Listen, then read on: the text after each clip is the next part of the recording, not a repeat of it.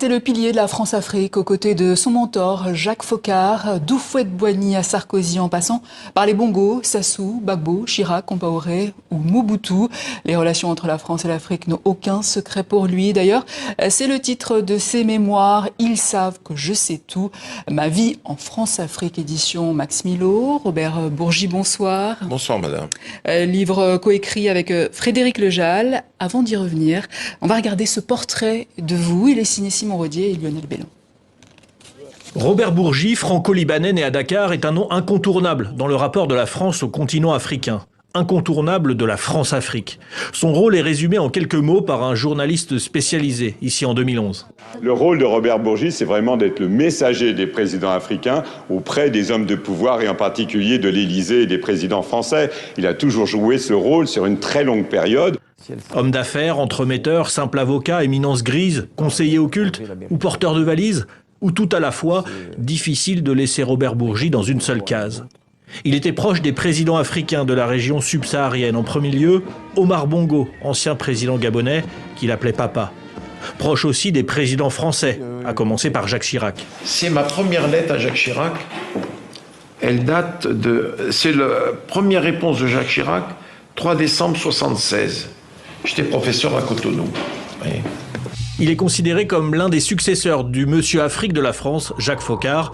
C'est son mentor en tout cas. Cette France-Afrique, il a voulu la faire tomber en 2011. Il sort des affaires contre ceux qui l'auraient mis de côté. Il répond ici à David Delos sur le plateau de TV5 Monde en 2011. Je ne crains absolument pas les procédures qui pourraient être déclenchées contre moi, tant par M. Chirac que par M. de Villepin. Je veux aussi une France propre, à gauche comme à droite. Les accusations contre de Villepin et Chirac seront classées sans suite par la justice. Beaucoup des politiques de droite comme Bockel ou Fillon n'ont guère apprécié ces sorties médiatiques ou ces intrigues de cour. Alors pourquoi parler de nouveau dans un livre? Robert Bourgi a-t-il tout dit? Sans doute pas encore, si l'on en croit son éditeur. Vous savez... Et évidemment, vous n'avez pas encore tout dit, Robert Bourgi. On apprend par exemple dans ce livre que c'est à travers votre père libanais, Mahmoud, qui était proche de Foccart, que vous le devenez à votre tour. On apprend que vous vous prénommiez Riyad Jafar. Or, dans ce milieu de la droite française que vous côtoyez, vous étiez considéré, comme je cite, l'arabe de service. C'est la première fois que vous parlez de ce racisme à votre égard, votre parcours. Est-ce que vous ne le vivez pas comme une revanche sur la vie? Ce mot ne m'habite pas, madame. Le mot Lequel? revanche ne m'habite pas, pas du tout. J'ai voulu raconter l'histoire de ma vie, qui a commencé avec ce pauvre Libanais qui est arrivé au début du XXe siècle à Dakar, un paysan venu du sud Liban, musulman chiite, et qui a fait sa vie, qui a grandi, qui a fait sa popularité, sa grandeur, son éminence, qui est devenu l'ami des grands, l'ami de Lamine Gueye, l'ami de Galandou Diouf, l'ami des grands chefs religieux, l'ami du général, l'ami de M. Foccart et de tous les gouverneurs qui se sont succédés au Sénégal. Alors, il est devenu le chef de la communauté libanaise au Sénégal de 1947 à 1960. La communauté libanaise qui a beaucoup financé la droite française. Absolument. À cette époque-là. J'ai vécu cela moi-même en Côte d'Ivoire.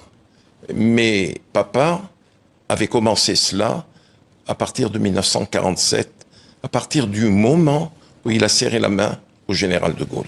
Alors vous dites que votre nom ne figure dans aucun des plus grands scandales liés à ce système de la France-Afrique, système où par exemple vous avez participé à acheminer près de 10 millions de francs français d'Houphouët-Boigny de 80 à 86 pour le fonctionnement du RPR, le parti de Jacques Chirac. Blaise Compaoré a fait venir ces 3 millions de dollars à Chirac et à de Villepin dans ses djembés.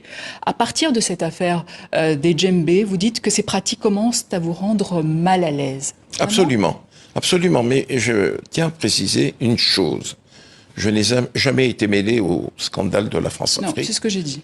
Et deuxièmement, qui mieux que Madame Eva Joly peut le dire? Madame Eva Joly l'a dit dans une conférence publique, dans un débat que nous avons animé, elle et moi, devant 500 personnes. Une question avait fusé des rangs de ceux qui étaient là, qui n'étaient pas de ma famille politique, qui voulaient voir le Bourgi de près. Et elle a dit, écoutez, je vois Monsieur Bourgi pour la première fois. Je suis heureuse de le rencontrer, de le voir, mais je tiens à vous dire qu'aucun juge d'instruction, j'ai dirigé le pôle financier, n'a jamais reçu Robert Bourgi pour les scandales financiers de la France. Alors ça vous rendait mal à l'aise. Ça me mettait mal à l'aise, ça ne vous a pas madame. empêché de continuer ces pratiques.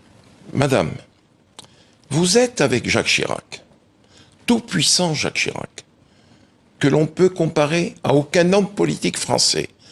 Même Nicolas Sarkozy, dont je suis très proche et que j'aime profondément, ne peut être comparé avec Jacques Chirac. Jacques Chirac, en 81, me donne il me confie des missions de première importance. D'abord, il me fait rentrer au Club 89, son think tank politique, qui était présidé par Aurillac, avec Juppé, avec Toubon. Bon, il était le président d'honneur. Il me fait nommer délégué national du Club 89 pour tous les pays en développement. Et à partir de ce moment-là, dans le bureau de Chirac à la mairie de Paris, il y avait M. Focard, M. Chirac et moi-même. Il me dit, Robert, Jacques Focard m'a dit ce que faisait votre père du temps du général et de M. Pompidou. Il serait bon qu'à votre tour, si vous en acceptiez la charge, de vous occuper de ce que faisait votre père. C'est comme ça que vous avez commencé. Voilà, c'est comme ça que j'ai commencé. Alors vous dites aussi combien vous payez les présidents africains. Je cite Bongo, me payait 50 000 € par mois, plus les extras. Il arrivait en tête avant Sassou, Gbagbo, Compaoré, Wade ou Mobutu. À aucun moment, vous vous n'êtes dit que c'est l'argent des contribuables ivoiriens, burkinabés, gabonais, congolais, qui auraient pu servir à construire des hôpitaux, des routes, des ponts. Vous le savez, vous y étiez. Madame, vous savez qu'autour de tous les chefs d'État africains, de tous les pays du monde d'ailleurs, il y a des cabinets de conseil. Il vous appartient d'interroger tous ces conseillers des chefs d'État africains. Je puis vous assurer, madame, que le million de dollars que me donnait Ali Bongo Ondimba est nettement inférieur à ce que touchent les cabinets de conseil et de relations publiques dirigés par les Français.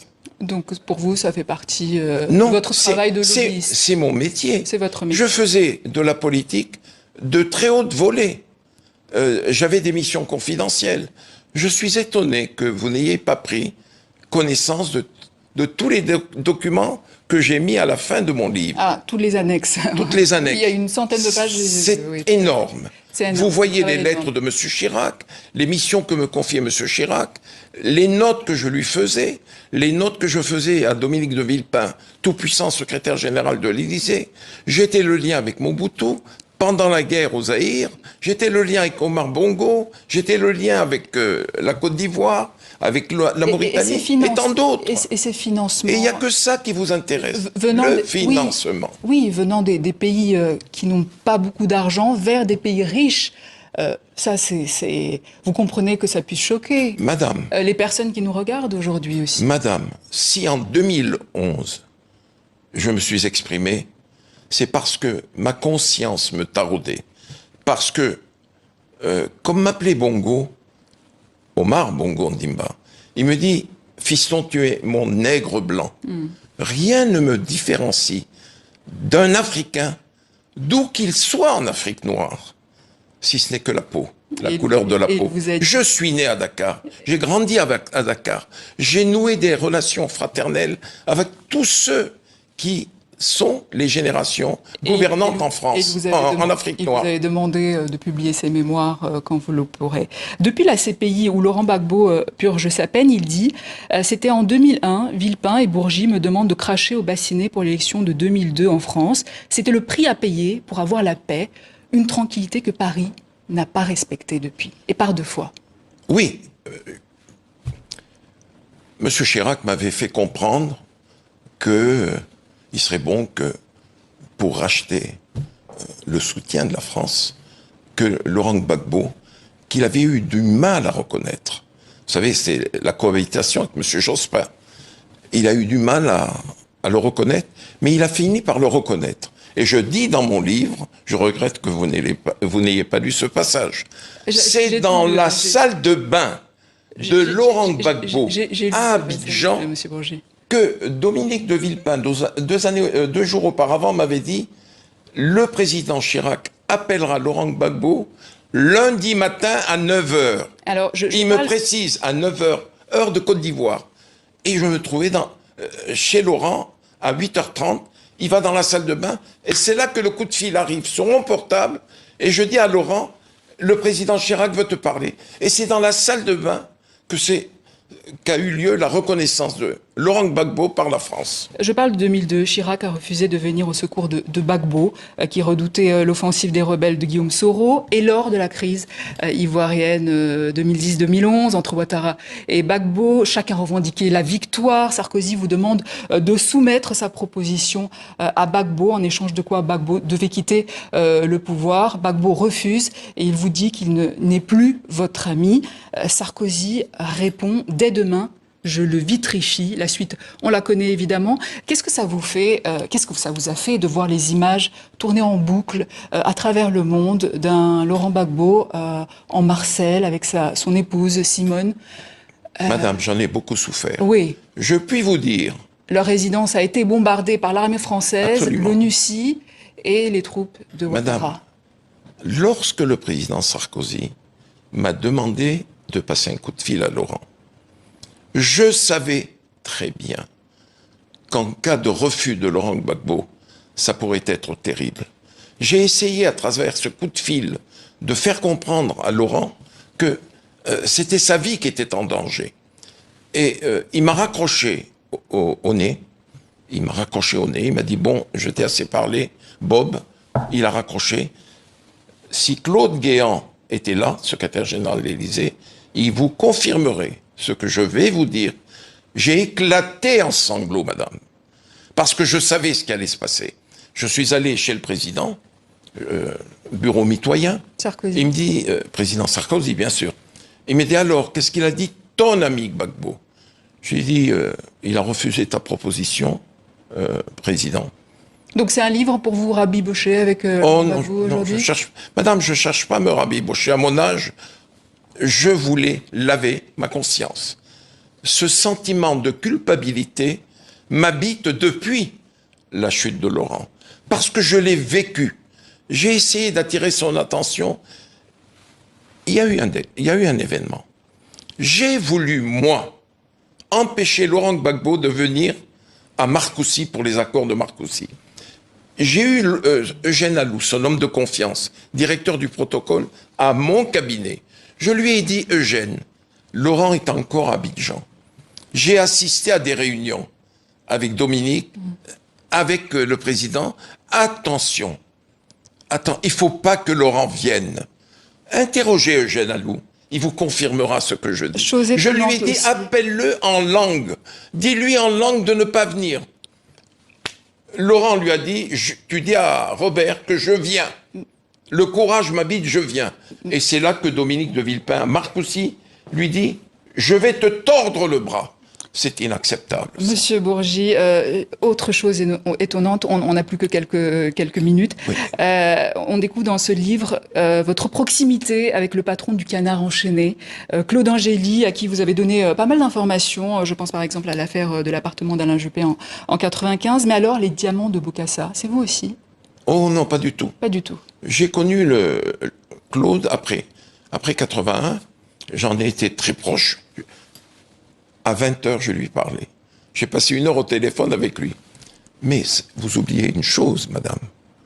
Je suis le témoin de mariage de Claude Angély avec Stéphanie Meignet. Donc Bokassa, c'est pas vous. Est-ce que vous direz, monsieur Bourgi, que la France-Afrique est finie aujourd'hui? Pour ma part, il est fini. Pour ce qui me concerne. Pour ce qui me concerne. Et j'assiste simplement, impuissant et triste, au déclin de la France en Afrique. Et tout ça à cause de l'arrogance de notre pays vis-à-vis des chefs d'État africains.